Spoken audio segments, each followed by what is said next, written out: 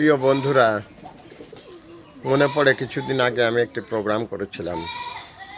সেখানে আমি বাংলাদেশের চলচ্চিত্র অভিনেতা ডিপজল এবং নিপুণকে নিয়ে একটি বক্তব্য বলেছিলাম। আজ আবার নতুন করে সেই ডিপজল এবং নিপুণকে নিয়ে, অভিনেতা ডিপজল, অভিনেত্রী নিপুণকে নিয়ে দুটি কথা। আমি ডিপজল সাহেবকে বলেছিলাম যে আপনি যে নিপুণকে মেয়ের মতো ভালোবাসেন, নো ডাউট অ্যাট অল, সন্দেহের কোনো কারণ নেই, এটা খুবই ভালো দিক।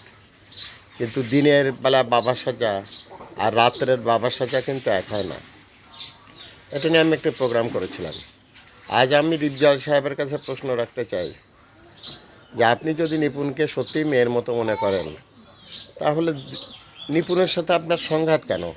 নিপুণ যা চায় সেটা আপনি তাকে দিয়ে দেন। তার কারণ, মেয়ের জন্য তো বাবা অনেক ত্যাগ স্বীকার করতে পারে। বাবা ত্যাগ স্বীকার করবে, এটি তো বাবার চরিত্র।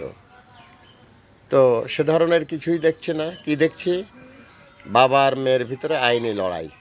দর্শক গ্যালারি থেকে এই দৃশ্য দেখে খুব মজা পাচ্ছি। দেখি কে জেতে, বাবা জেতে না মেয়ে জেতে। যদিও সত্যিকার অর্থে আপনাদের ভিতরে বাবা মেয়ের কোনো সম্পর্ক নেই।